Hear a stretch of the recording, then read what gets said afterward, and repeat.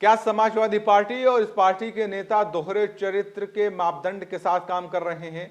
दो नेता, दोनों लोग अलग अलग बयान देकर क्या जनता को गुमराह करने की कोशिश कर रहे हैं?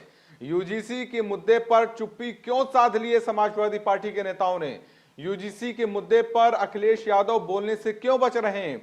वहीं दूसरी तरफ उनके चाचा रामगोपाल यादव सवर्णों के खिलाफ बोलते हुए नजर आ रहे हैं। उनको सवर्ण मुट्ठी भर लग रहे हैं। उनको सवर्ण ऐसा लग रहा है कि ये मुट्ठी भर लोग जो बड़ी बड़ी यूनिवर्सिटी में बैठे रहते हैं, इन्होंने कब्जा कर रखा है। आज हम इस वीडियो में परत दर परत इन सारे सवालों के जवाब जानने की कोशिश करेंगे कि क्या सवर्णों के खिलाफ विपक्ष एकजुट होकर क्या संदेश देना चाह रहा है। क्या वो सवर्णों के खिलाफ है, और अगर खिलाफ है तो फिर 27 के चुनाव में वो जनता के बीच कैसे जा पाएंगे।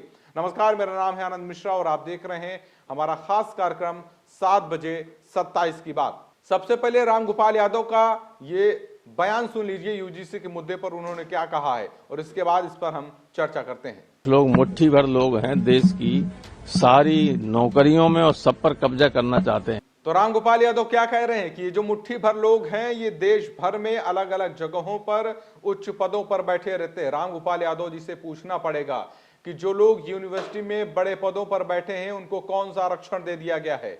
ये लोग जो बड़े बड़े पदों पर बैठे हैं, जिनको आप सवर्ण कह रहे हैं, अगर ये बिना आरक्षण के सबसे ज्यादा मेहनत करके इन बड़े पदों पर बैठे हैं तो इसमें क्या गलत हो गया है, और फिर ये लोग कैसे कब्जा कर रहे हैं। और अगर उनको दबाने की कोशिश की जा रही है किसी नियम के तहत तो वो आपको खिलाफ लग रहा है, आप उनके खिलाफ मोर्चा खोल रहे हैं। लेकिन जब आपको वोट चाहिए होता है तब आप दोहरे चरित्र के साथ काम करते हैं, तब आप बड़े बड़े बयान देते हैं, तब आप पीडीए फॉर्मूला बताते हैं उनको कि पीडीए के तहत कैसे अगड़ा और बाकी दल आ सकते हैं। तो क्या आप ये बताएंगे कि जो लोग सवर्ण जो हैं, जो बिना आरक्षण के बड़े पदों पर काम कर रहे हैं, बिना आरक्षण के मेहनत करते हैं, बिना आरक्षण के वहां पे काम करते हैं, बड़े बड़े पदों पर बैठते हैं, क्या उनकी मेहनत पर आप ऐसे बयान देकर पानी फेर देंगे? ईडब्ल्यूएस का आप जिक्र कर रहे हैं, ईडब्ल्यूएस तो 2019 में आया ना भाई साहब। 2019 के पहले कौन सा आरक्षण आप दे रहे थे? क्या आपकी सरकार दे रही थी, केंद्र सरकार दे रही थी? क्या आप राज्य सरकार के तहत कोई सवर्णों को छूट दे रहे थे?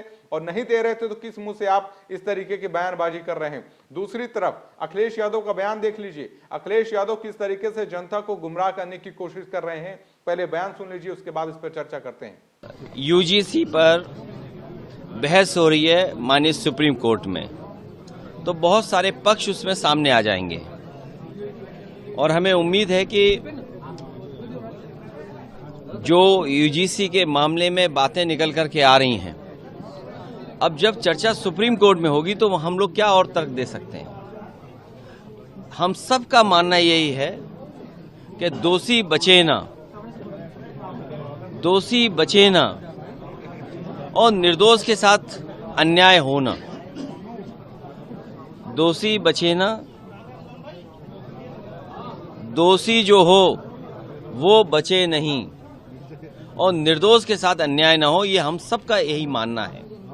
और इससे पहले भी रेगुलेशन आए थे 2012 में, और 2012 के रेगुलेशंस में कमी क्या रही या उसमें क्या क्या फैसले हुए थे। या तो अखिलेश यादव कह रहे हैं कि यूजीसी के मुद्दे पर सुप्रीम कोर्ट में बहस चल रही है, और हालांकि सुप्रीम कोर्ट का फैसला आ चुका है।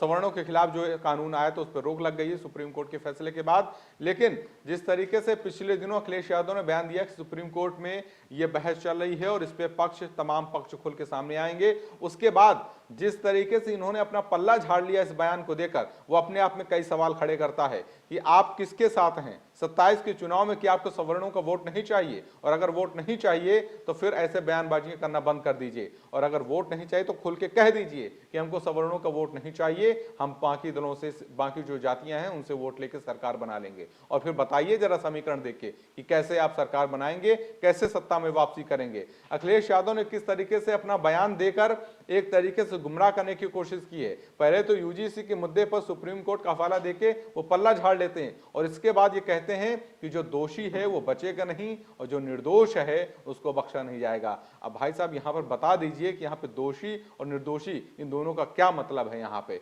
इस बयान का यहाँ पे क्या जुड़ाव आप देख रहे हैं। एक बयान रटा रटाया है अखिलेश यादव का, वो समय समय पर अलग अलग मुद्दे पर अलग अलग जगह में यही रिपीट करते रहते हैं, लेकिन कहीं ना कहीं एक तरफ जहां उनकी पार्टी के ही नेता, उनके चाचा सवर्णों के खिलाफ बोल रहे हैं, वहीं पर एक तरीके से सवर्णों के पक्ष में ना बोलकर अखिलेश यादव की खामोशी बता रही है कि वो सवर्णों के खिलाफ हैं। और इस तरीके से 2027 की विधानसभा चुनाव में ये वोट बैंक जो सवर्णों का है, जिन्हें जो मुट्ठी भर, जिनको लग रहा है, समाजवादी पार्टी को लग रहा है कि मुट्ठी भर लोग हैं, ये मुट्ठी भर लोग 2027 की विधानसभा चुनाव में बताएंगे कि मुट्ठी भर लोगों की ताकत क्या है। 7 बजे 27 की बात में आज का मुद्दा यही था। आप इस मुद्दे पे अपनी क्या राय रखते हैं हमें कमेंट बॉक्स में जरूर बताएं। कल शाम 7 बजे हम फिर से एक बार मिलेंगे एक नई बहस के साथ, एक नए मुद्दे के साथ। नमस्कार।